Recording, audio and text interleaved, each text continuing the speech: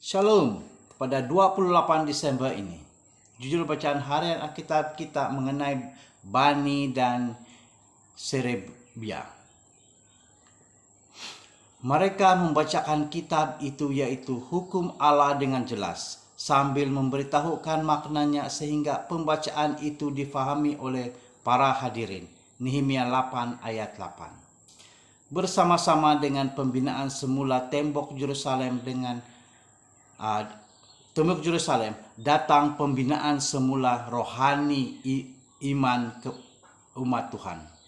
Di bawah pimpinan Ezra, orang ramai berkumpul pada hari pertama bulan ke-7, Nehemia 8 ayat 2, untuk merayakan perayaan Sangkakala menurut hukum Musa. Imamat 23 ayat 23 hingga 25. Ezra membawa kitab Taurat Musa. Terdapat perayaan besar di mana mereka pun menundukkan kepala dan sujud menyembah Tuhan. Ayat 6. Tetapi ini hanya permulaan. Pujian dan nyanyian kita, doa dan persembahan kita adalah cara untuk mengakui kebesaran pencipta kita. Walau bagaimanapun, kemuncak pemujaan kita adalah pembacaan kitab suci. Kenapa? Karena Alkitab datang dengan kehendak Tuhan dan ia mendedahkan sifatnya. 13 orang Lewi menolong umat untuk memahami hukum Taurat sementara umat berdiri di tempat masing-masing. Ayat 7. Di antara mereka, Bani Serebia dan Yesua memainkan peranan penting dalam melayani orang lain.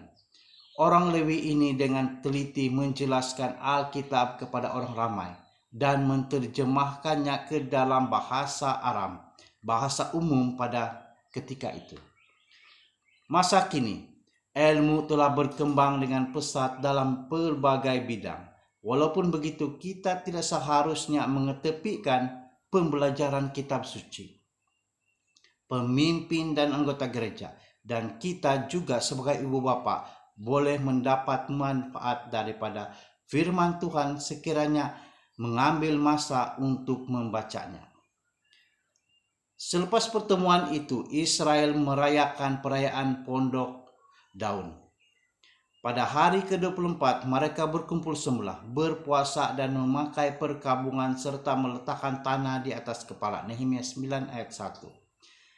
Membaca Alkitab dengan ikhlas dan berdoa boleh mengubah kehidupan kita menjadi lebih baik. Apabila Bani Serebia dan orang Lewi yang lain memimpin orang ramai dalam doa pengakuan dosa yang indah. Ayat 9 hingga 37. Hasilnya adalah pilihan komitmen untuk mematuhi hukum Tuhan. Nehemia 9 ayat 38 sehingga pada Nehemia 10 ayat 39.